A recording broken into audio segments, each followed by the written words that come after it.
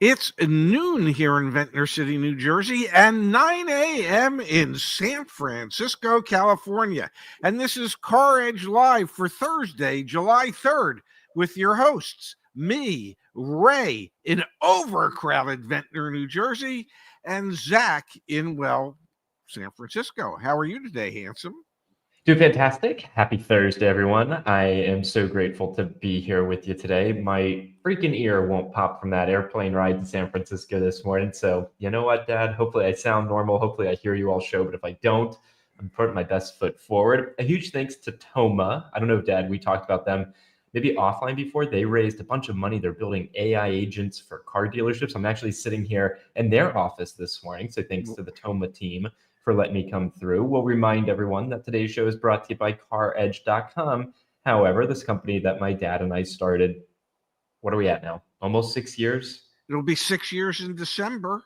Yeah. So if you're out there, you're in the market, you're thinking about buying a new car, used car, you want to track your vehicle value. Not enough people, Dad, are clicking on what's my car worth and entering in their vehicle information to keep track of that. Insurance, warranty. We've got all sorts of great stuff back at CarEdge.com. So please check it out. Now, Dad, the big story I wanted to talk about this morning, I'm calling it right now. 2025 car market recession. It starts June of 2025. Second quarter US auto sales roundup, volume boosted by fear of tariffs, generous sales programs. But when you dig into the numbers, you can see clearly, Dad, that June was the month where the rails or the train came off the rails. And you can see that right here. Sales actually fell 4.3% to 1.26 million, and that's coming from JD Power, or excuse me, from Global Data. The seasonally adjusted sales rate for the month of June was 15.65 million. That is significantly lower by an order of magnitude of almost 2 million vehicles lower than the prior month and the month before that. We are starting to see a big slowdown in the car market, and I'm calling it right now that the beginning of our 2025 market recession. I think you must put out a tweet that you're calling it, or an X, or whatever we call it these days. Yeah, there's a slowdown. Yes, we knew there was going to be a slowdown. Everybody kind of expected it.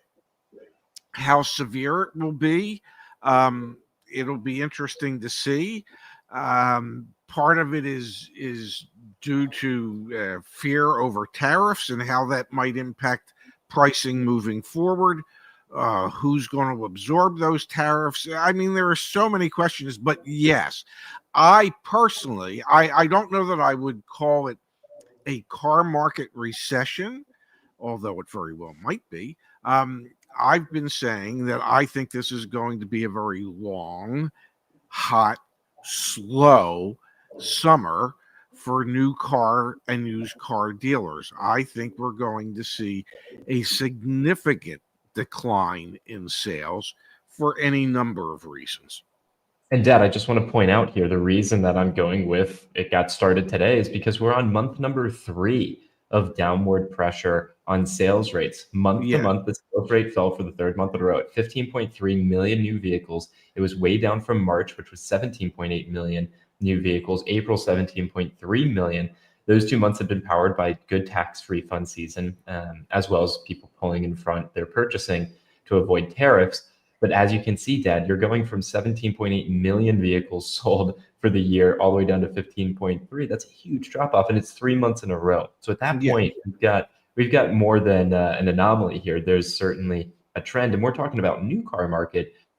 We're seeing that big of a drop off. We know there's a big affordability crisis in the used car market as well, which is keeping a lot of people at bay from their purchasing decisions. And so, what happens, Dad, if there is a big slowdown in the auto industry? Which, again, to be clear, there was a big slowdown in the auto industry in June. So we're not speculating. What I'm speculating on is, will there be a continued big slowdown that we could call a car market recession, which, to be clear, we have seen over the past few years. There have been moments in time in this industry where there's a lot of slowdown, and which drives down pricing and things like that. But walk us through what happens in one of these environments where dealers can't really sell cars. I think we're positioned slightly differently this time around. And Okay. the reason I say that is, in the past, when we've had situations like this, the manufacturers were producing volumes somewhere in the neighborhood of 3.5 million new vehicles available in inventory or incoming on any given month. That number today is 2.5 million. It's down significantly from earlier this year when that number was hovering around 3 million. So I believe the difference is that the manufacturers, and I think mostly because of the impending tariffs, have to a certain degree slowed production and slowed inventory and kept inventory lower than what it normally would have been, so that as we enter into this slowdown period, yes, there will be pressure on dealers and manufacturers to figure out ways to get people into new vehicles, but the pressure won't be quite as severe as it would have been if we were sitting on 3 or 3.5 million new vehicle inventory. Yeah, let's look at that inventory situation here. Dad Cox Automotive puts out this data. Automotive News is covering it. I'll scroll down right here. Cox Automotive estimated inventory dropped from about 3 million in March to just under 2.5 million last month, which is what you were just talking about. And let's look at some of these particular manufacturers. General Motors said new vehicle inventory levels at its dealers were down almost 10% year over year. Look at Toyota, Dad. Said its dealers had 77,633 vehicles on their lots, but 40% of those were Toyota Tundras and Tacoma pickup trucks. So all the other vehicles were in much shorter days supply, or much shorter supply, excuse me. Lexus, dealers had an 11 days supply of vehicles on hand, including less than a 1 day supply of the GX SUV. So to your point, many of these manufacturers are in a different inventory situation, which, to be clear, was because they made decisions tied to tariffs and things like that to purposefully, Yes. this is our observation, restrict inventory coming into the United States and being on these dealers' lots, which does give them, to your point earlier, more pricing power, even if there is a slowdown. But at the end of the day, you got to sell these cars. And in a minute here, I want to look at the Q2 sales data and the June sales data to see kind of the winners and losers, to get a sense for which brands may represent the biggest opportunities for consumers over the next few months. But I agree with your assessment here. The market is very different today from an inventory perspective than it was the last time we had a sales slowdown. Yes, and that's not to say that the brands that are struggling, and there are brands that are struggling, that's not to say that they won't figure out ways to be, I don't know, more intentional and more motivated in trying to increase their sales and their position within automotive sales, because some of these manufacturers have lost a tremendous amount of market share.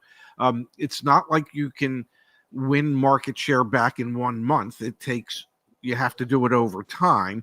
So those that are struggling, I think those dealers and those manufacturers, I think perhaps we'll see higher marketing dollars spent in incentives or subvented interest rates for those brands, where the other brands that have limited inventory, their expense for incentives will probably decline.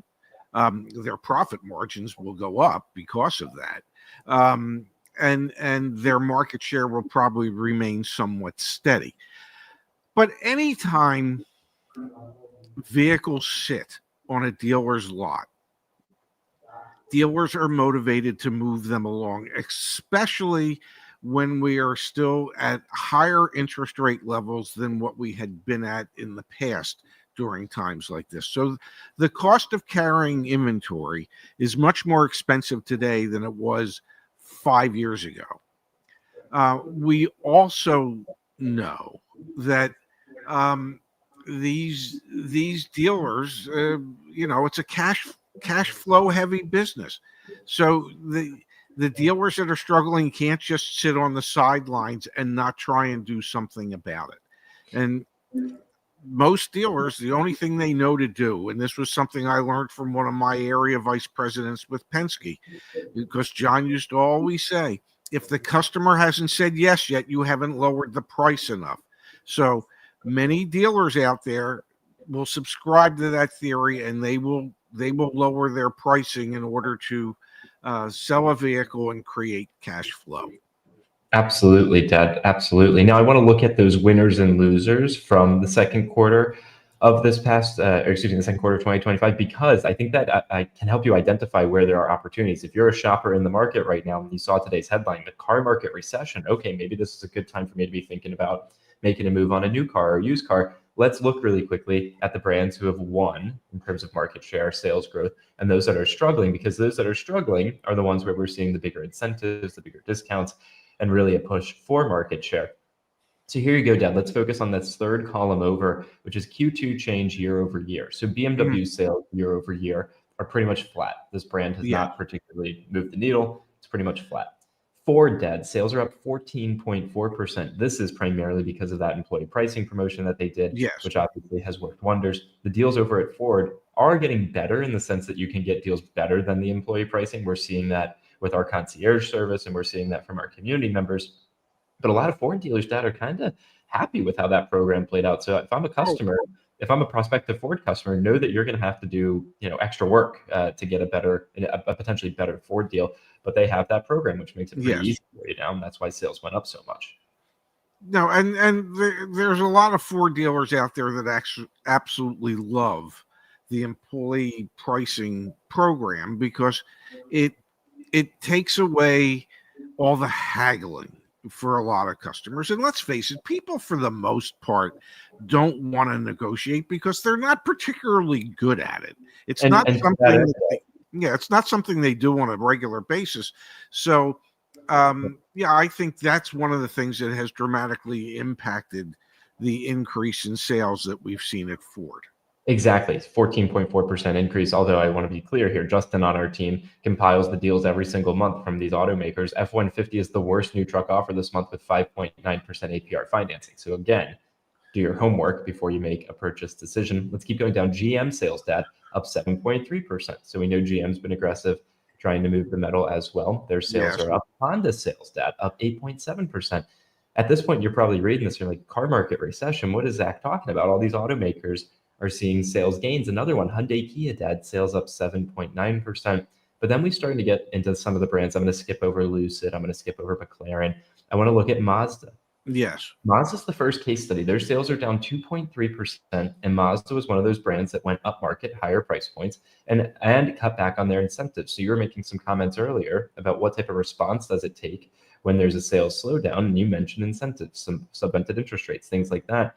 Do you think Mazda, Dad, is one of those brands that might have to come back out stronger and swinging with some big offers to win back some customers because their sales are definitively down? They are down. And they are trying to do their best to eat the extra cost of the incentives. I believe the number was it's costing them about $100 million a month. So there's $100 million that a percentage of that in the past might have gone to incentives and to special programs to help move the cars.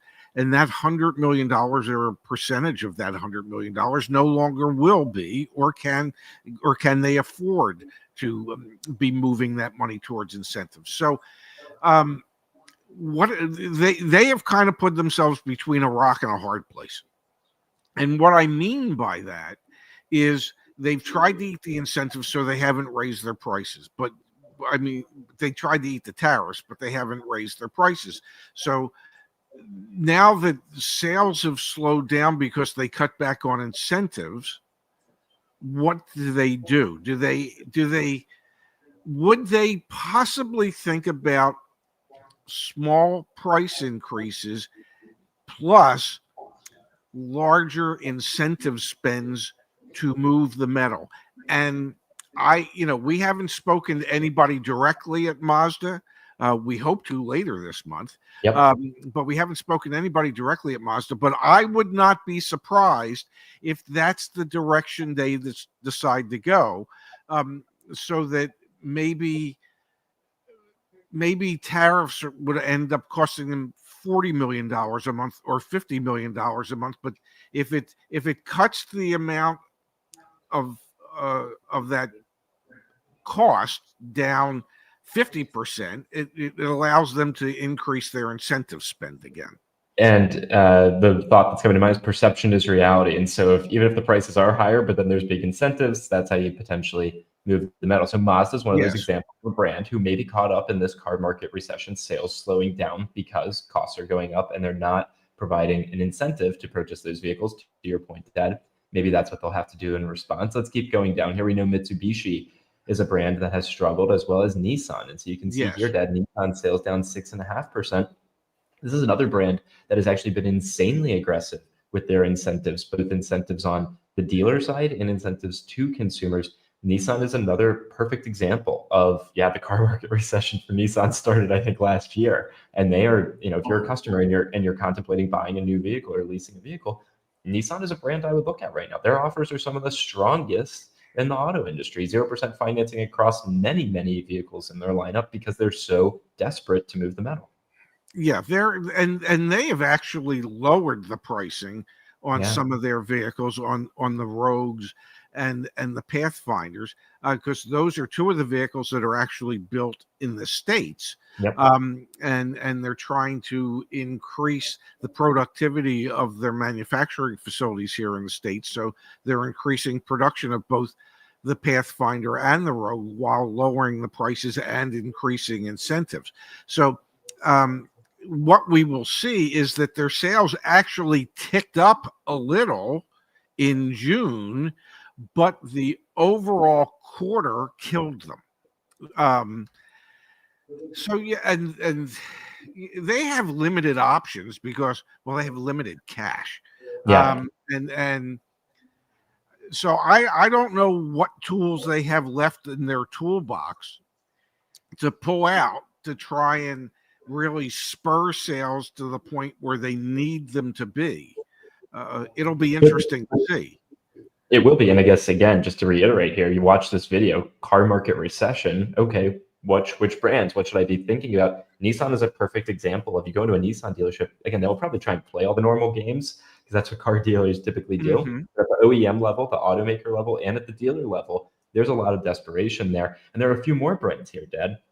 And it's fascinating because this list is alphabetical and it's like at the top, car market recession. What are you talking about? But you get to some of the lower letters in the alphabet here, and now we've got all sorts of issues. Look at Stellantis, Dad, down 10.2% year over year for the second quarter. And some of these brands in particular, some of these sub brands within that Stellantis umbrella, Alfa Romeo sales down 51%, Chrysler sales down 41.7%, Dodge sales down 48.3%, and Maserati sales down 16.7%. Jeep and Ram, maybe they kind of hit their floor in terms of sales because Jeep sales actually were up 1.1% year over year and Ram sales were up 4.9% year over year. I have left the huge asterisk out from June 2024 car sales, which was when CDK got hacked. And so actually there were vehicles couldn't be sold for I think at least a few days, if not a week. Back in June, it was 2 weeks. It was 2 weeks of hell for dealerships last June. So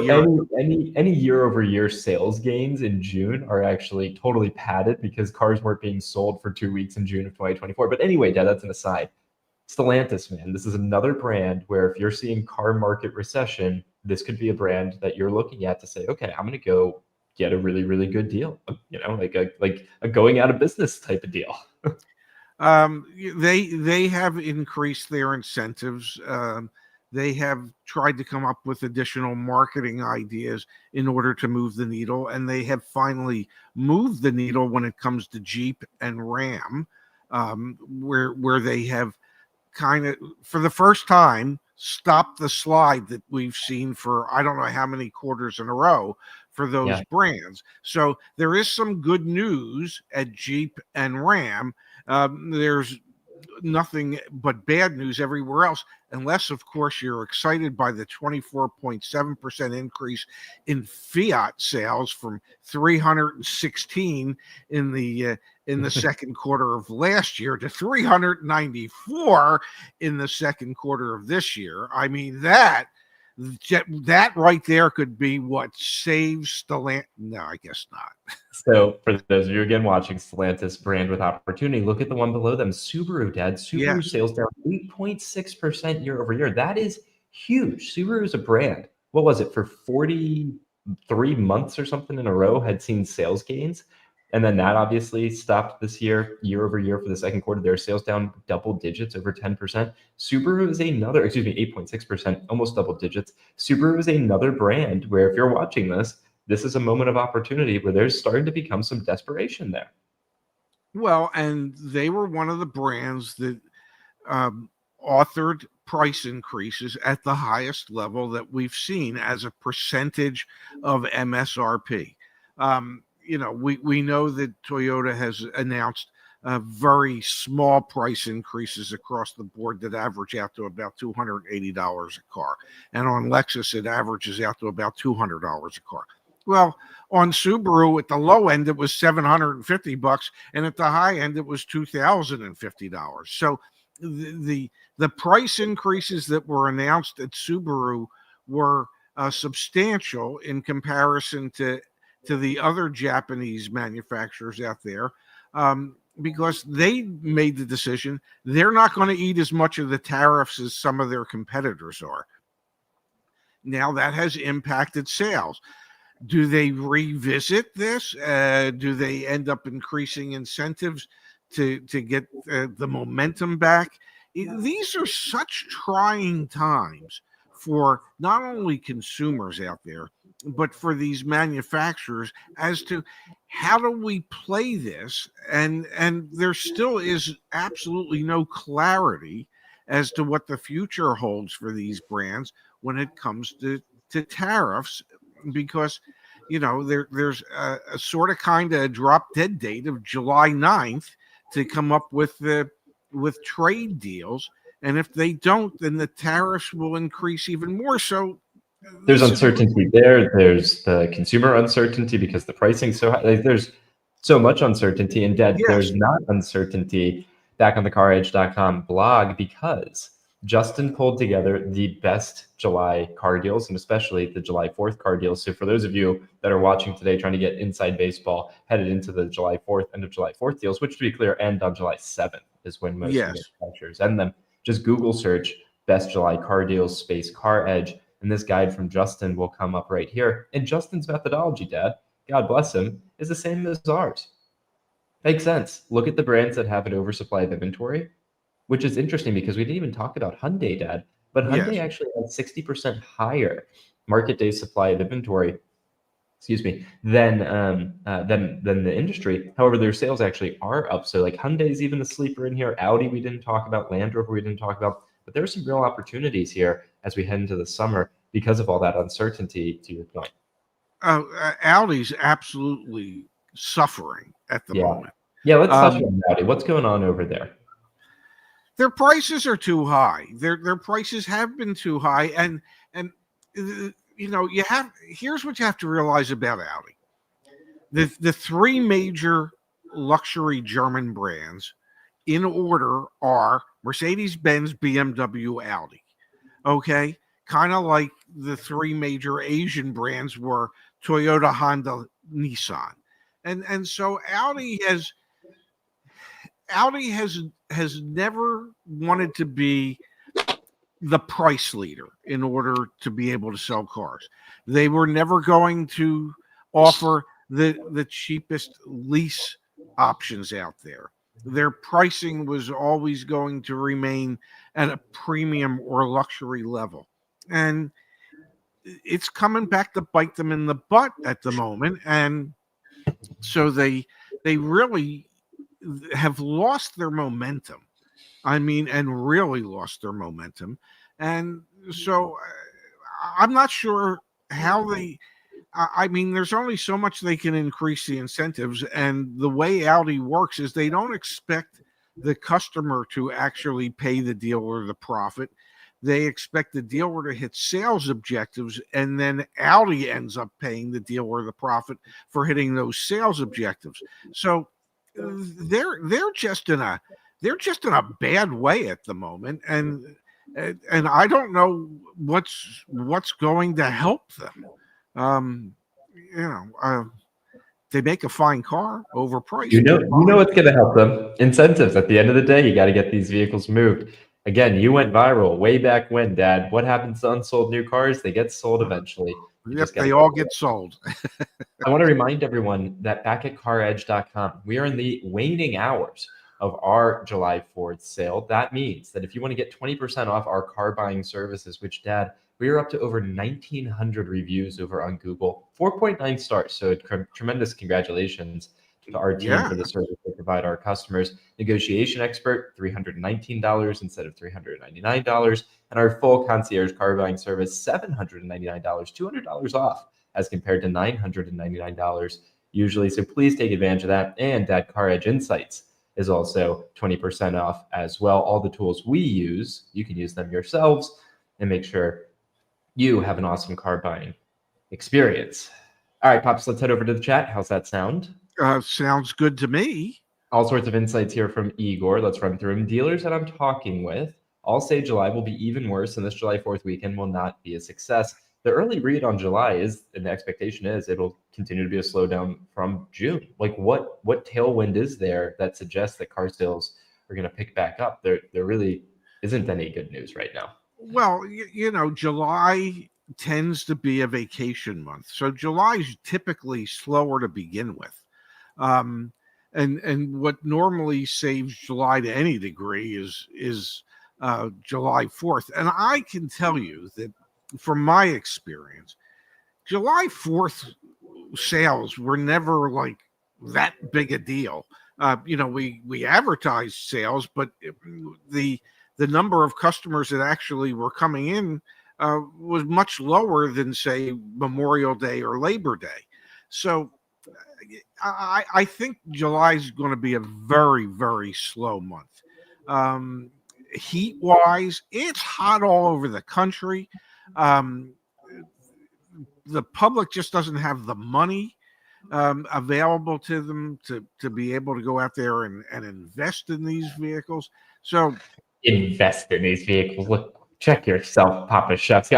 I do want to let everyone know we anticipate actually July being really busy here at CarEdge because the deal making will be so significant, and we know a lot of you are seeking out the deals. Jerry on our team mentioning July is always a struggle. And Dad, and forgive me, we missed one of the brands when we were running through the winners and losers. VW. I just got to pull this up. Their sales are down 25.5%. We talked about Audi, obviously, but VW in general. Like VW Group, the individual brand, is also down 29%.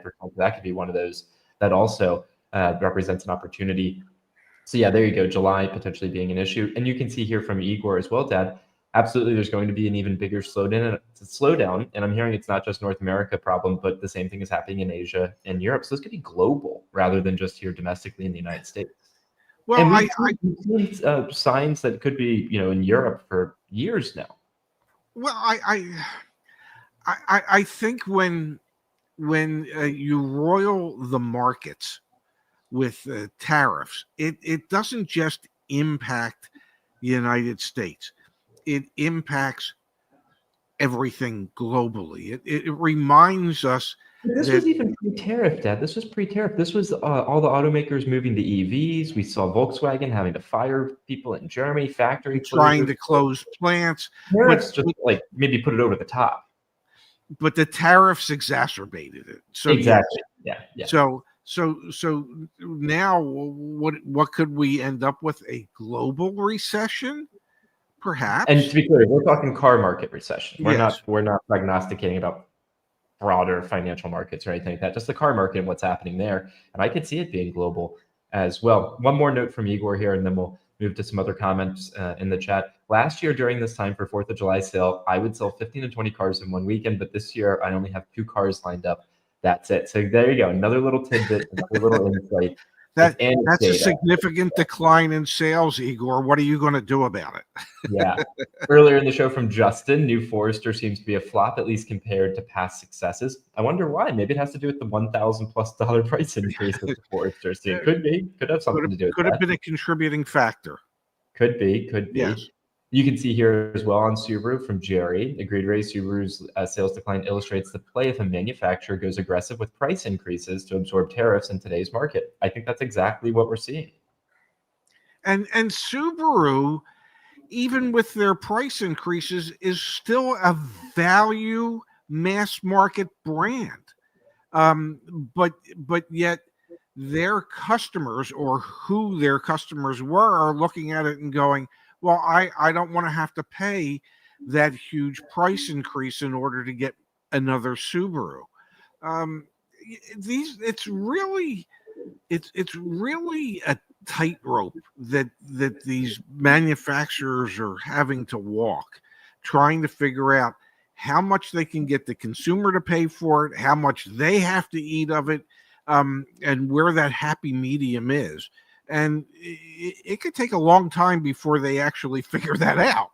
I mean, happy medium, Dad. Ford took the approach of, okay, tariffs, so we're going employee pricing for all. Subaru took the approach of tariffs, so we're going to increase the prices of our cars. One brand had a 14.4% increase in sales in the second quarter of 2025, and the other brand had an 8% decline in sales in the second quarter for 2025. I think we know the answer, which, to be clear, just because you have the Ford employee pricing for all does not mean you're getting a better deal. The actual deals that you're getting on Fords were worse in an employee pricing world than they are in a pre-employee pricing world. However, for many people, they're better because you don't have to actually negotiate, you don't have to worry about anything. So there's another tightrope that you're going to be walking. For a lot of customers out there, what makes it a better deal is the fact that it happens quickly, as opposed to it taking 4 or 5 hours to get to the same point. Yep, absolutely. Let's keep going, Dad, here through the chat. We've got from Sharon.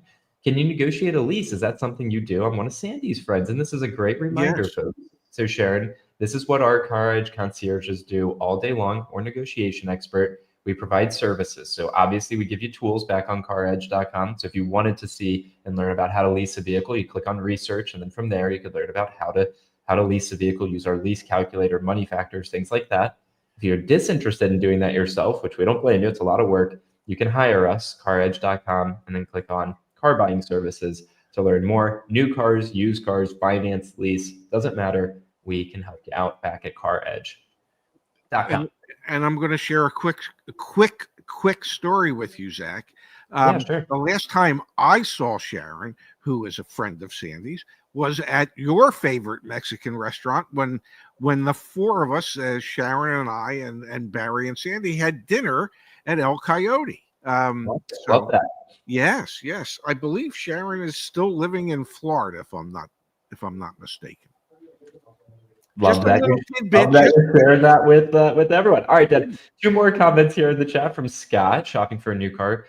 Coming from a 2008 Caliber RT with 200,000 miles, running great. Your channel has been an amazing help navigating since I last purchased. So that's awesome to hear, Scott. And we've got here from Robert. Thank you for all your insights. I saved thousands when I purchased my 2024 Kia Telluride. That's awesome. Love to see that we're helping people out. Absolutely. And we received a text from Igor yesterday when he was at the auctions. And one of the things was how much the Tellurides are now depreciating in comparison to where they had been in the past. So Tellurides, being a wonderful vehicle and a big seller, are finally coming back to earth as far as depreciation is concerned. Yeah, they absolutely are. All right, Dad, I don't know. I think I probably sound nasally because I feel nasally. Hopefully I'm not too bad, but let's call it a show there. I think I'm a little nasally because you sound nasally. Okay, yeah, I feel it. Yesterday, Dad, I spent over 15 and a half hours outside hiking Mount Whitney here. I was in California, so that was what I was up to yesterday. So thank you.